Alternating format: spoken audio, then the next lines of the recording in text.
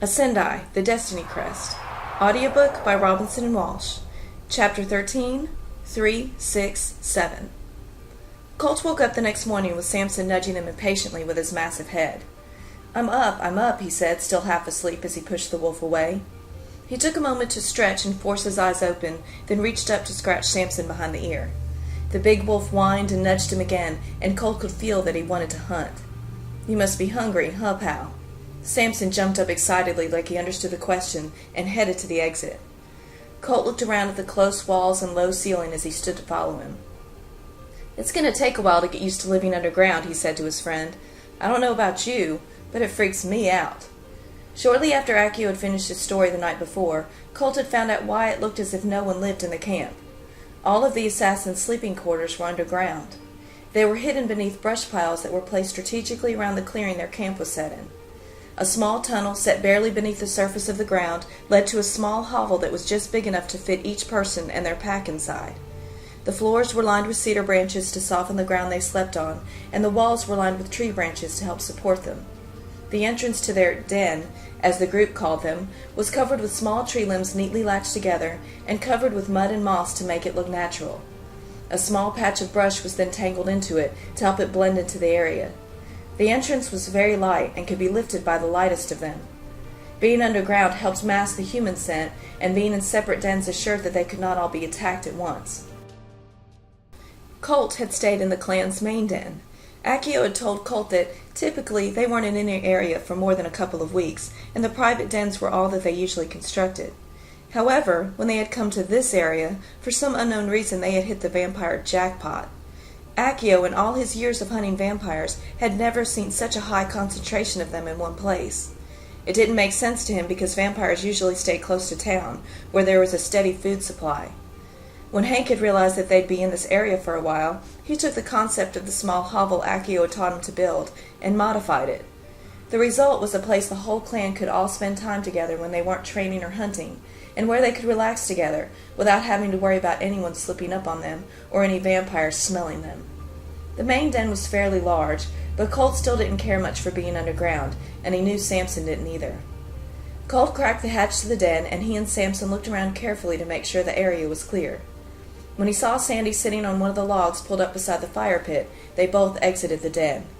Samson walked over and sat on the ground next to her, happy to be getting his ears scratched, as Colt made sure the opening to the main den was well camouflaged. How'd you sleep? Sandy called. Not bad, I guess, considering I was trying to sleep in a tomb, he answered jokingly as he walked over to her. Sandy laughed. You'll get used to it. At least you got to start in the big den. We all started in the small ones. I don't know how you guys do it, he said as he sat on the log next to her. No other choice, I guess. It's really not bad after a while, although I do admit, I still get pretty cold sometimes. You can have my jacket if you want, Colt told her, looking at her in concern. No, I'm fine. I couldn't take your coat. No, really, it's no big deal, Colt assured her. Since my link with Samson, I don't get cold anymore. Really? She asked, looking at him suspiciously. Yeah, really. Must be nice, she said sarcastically. Yeah, kinda. I'll grab my coat for you. Just give me a second, he said as he got up and started to head back towards the main den. It's okay, she said quickly, stopping him. I'll get it from you later. I really only get cold when I sleep. Okay, if you're sure, he said, sitting down again. He looked around the clearing. So where is everybody? He asked. Out training, she answered. Oh man, I missed it, he said, frustrated. No, you didn't. Master told me to let you know he would start working with you when they got back. Cool, I can't wait, he said. Thoughts of what Accio could teach him ran through his mind. I hope you don't mind, Sandy said, interrupting his musings, but I filled Master in on the things we've been up to since we were separated. Okay, no problem, Colt said, smiling at his sister. I told him about the link with the wolf and everything too, she continued hesitantly, feeling out whether it would upset him that she had shared so much information. Does he think I've lost my mind? He asked, more concerned with whether Accio thought he was crazy than the fact that she had told him about the link. No, not at all, she answered, relieved that he wasn't angry. He was just very curious about the details. I wasn't that much help. You really haven't told me much. Hey, it wasn't on purpose, he said, bumping her shoulder with his and giving her a little frown. Yesterday was a little crazy, and well, to be honest, I really don't know much about it either. I've kind of been learning as I go. Samson walked over to him and nudged him again. "Oh, I'm sorry, boy, I forgot. Let's go get you some breakfast." He turned to Sandy, asking, "Do you want to come?" "Where are you going? The cabin?" she asked. "No, Samson likes his meals fresh," he said with a smile. "We're going hunting. Come on, you'll have fun, and it will answer some of your questions about our link." She looked up at him, considering. "All right," she said finally, "but we can't be gone too long. I'd like to be back before Master Accio." "Okay, I'll do my best, but Samson has to eat." "Fair enough," Sandy answered. Then the three jogged off into the forest together. A few hours later they returned to the camp and sat talking quietly together as they waited for the rest of the group to return. Shortly after, Accio and the others came in. Justin waved when he saw them and walked up quickly with a broad grin. "Hey," he said excitedly, "you guys missed a good lesson this morning." "What did you guys do?" Sandy asked, looking past Justin and directing the question at Crimson. He just grinned slightly as Justin answered. "We worked on the shadow form technique some more."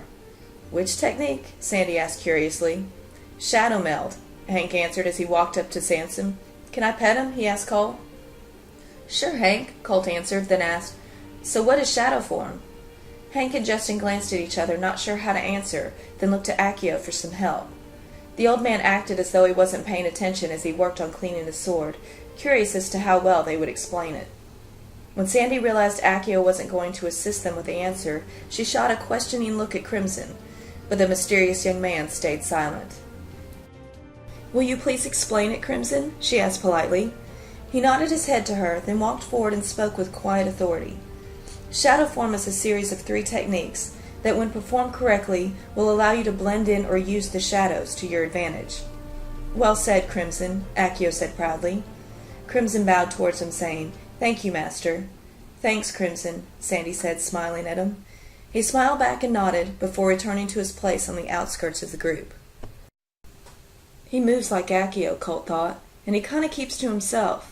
I wonder how long he's been with Master Accio. He had also noticed the way his sister looked at him. I think she likes him. A wide grin split his face at the thought. Hank looked over at Crimson. "So there are 3 techniques.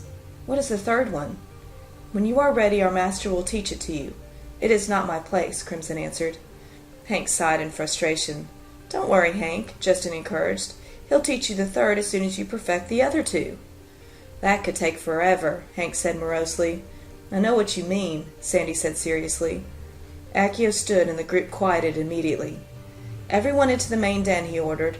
"It is time for Colt's first lesson, and the review will be good for you all." "Yes," Colt thought excitedly.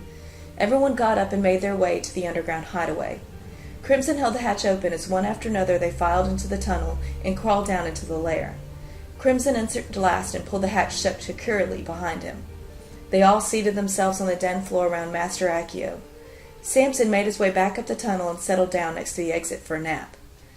Accio cleared his throat, signaling the start of the lesson, and began to speak. "Before meeting anyone or anything in battle, you must first understand what you are facing." His students all nodded in agreement. "Knowledge is power," he continued, "and without the information we have acquired throughout the years, it would not be possible to defeat our enemies, the vampires." "This is going to be awesome," Colt thought excitedly, leaning forwards intently. Samson stirred restlessly as he felt the rush of excitement radiating from Colt before he drifted back to sleep. Accio looked around at his group of young students. "Most vampires that I have dealt with are nomadic. However, there are exceptions. Experts believe that vampires originated directly from the bowels of hell. It supposedly started with Satan's 3 sons, known to some as the Dark Trinity." "Whoa," Colt said, overwhelmed. Accio looked at him with a questioning look. "I'm sorry to interrupt, Master, but you mean like the devil's sons?" The others grinned at each other with the question. "Yes, Colt," Accio answered seriously. "Okay, sorry for the interruption," Colt said, embarrassed at his outburst. "It's okay," Accio said, understanding how overwhelming this information could be, and continued with the lesson. The unholy trinity was placed on earth by Satan to assist him in gaining power through the devouring of souls. Colt stared at him wide-eyed. "According to my sources, each of the 3 spread out to different parts of the world to spread evil. The 3 of them, often referred to as the Ancients, each created 6 elders. These elders are the only ones of their kind which are permitted to turn or recruit others." "Why is that, Master?" Colt asked, his head spinning with all of the information he had just received. It's never been proven, but it's believed that when a vampire turns someone, they develop an influence over them. That is presumably why only the elders are permitted to turn anyone. It helps them maintain control. Plus, third-generation vampires are less stable, and if the population ever got out of control, it would expose their world. They prefer to stay hidden and silently gather souls. How do they gather souls? Colt said in puzzlement. I thought they just killed people. We aren't 100% positive, but I believe it has something to do with the ancients. This is crazy, Colt thought in amazement. This is bigger than I ever dreamt possible. So it's the 7 of us against all of them? He asked in disbelief. I know, that's what I thought when he told me the story, Justin said with a smile. And that was before you and Sandy joined up, not to mention the big guy over there, he added, gesturing towards Samson. Accio cleared his throat, silencing him. I've been hunting these creatures for years, eliminating them one at a time and making very little progress. The reason I've gathered you youngsters together, he said, looking around at his students, is so I can pass down to you the things I've learned. I'm getting old, and I need to know that my work will continue when I am gone. I will hunt these creatures as long as I am physically able, but you, he looked pointedly at the group, you are the future. Master, you aren't old. You're amazing, Sandy exclaimed. No one can do the things you can do, Hank added. Yeah, Master, you're the man, Justin said enthusiastically. Crimson nodded in agreement with each person. He must be awesome, Colt thought. The others stared in disbelief at their master. They had all seen what he could do, and the thought of him being slower or weaker than he once was unbelievable to them. Thoughts of how he must have been when he was younger ran through their minds. The only totally safe place from vampires is holy ground, Accio continued, oblivious to his students' stares. Like church? Colt asked. Yes, Colt, but it is not limited to church. Holy ground is any spiritual place that has been blessed by holy men, or women, he added, grinning towards Sandy. Vampires are primarily creatures of the night, and not because they have to be. They can and do come out during the day, but typically not when the sun is shining brightly. I thought the sun killed them, Colt blurted. That is just a myth, the old man answered. Being creatures of darkness, the light of the sun is a major irritant, but it doesn't kill them. It just makes them uncomfortable. It probably has something to do with the creatures of darkness being in direct opposition of light, or possibly their translucent skin, or maybe a little bit of both. I'm not really sure. I thought sunlight killed them too, Sandy whispered to Colt, until they showed me the facts. They are strong, fast, and have remarkable senses, Accio said. They are very attractive and are experts in seduction. They use charm to lure in victims, and their voices can convince weak-minded people of just about anything. Colt had a million questions running through his mind, but kept silent, not wanting to interrupt Accio again. They do show an extreme reaction when holy water comes in contact with their skin. It appears to be very painful, but it is only temporary and not effective enough that I would ever try and use it again. The only way that I have ever found to kill them is to remove their heads. Tell them about their eyes, Master, Justin blurted out. Ah, yes. Good, Justin, I missed that one. Accio smiled in approval, and Justin beamed at the compliment.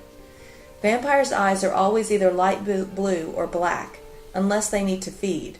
Then they are a bright red color. Vampires that interact with humans on a regular basis must feed every 2 to 3 days, or their unnatural eye color would expose them. Regular feeding also allows them limited control over their thirst around humans. But when the bloodlust takes over, they totally lose control. Sandy looked over at her wide-eyed brother. It's a lot to take in, huh? She asked. Yeah.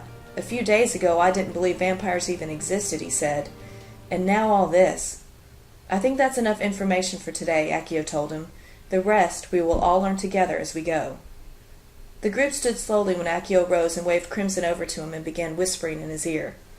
Take Sandy and go over the lesson from this morning with her. Crimson bowed and said, Yes, Master. He called Sandy's name and she came to his side enthusiastically. You are coming with me, he told her. We have some training to do. Great, let's go, she said happily. Justin, Hank, Accio called. Yes, Master, they asked in unison. You two go and get us some dinner. Yes, Master, they answered with small bows and headed towards the entrance after Crimson and Sandy. Colt, Accio said, you come with me. It's time for you to start learning to use a sword. Yes, sir. Master, he said with enthusiasm. This was the stuff he had been waiting for. He put all thoughts of vampires out of his head as he followed Accio out of the den. Accio stood in the center of the clearing directly in front of Colt and Samson.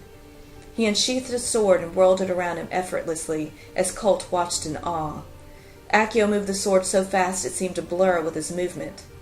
"The sword is perfectly balanced, but the blade is dull," Accio said as he stopped the blade's movement and showed it to the boy. "You will use this trainer sword until I decide it is safe for you to practice with a real blade." "Yes, master," Colt said. Accio spun the blade again, sheathed it, and said, "Let's begin."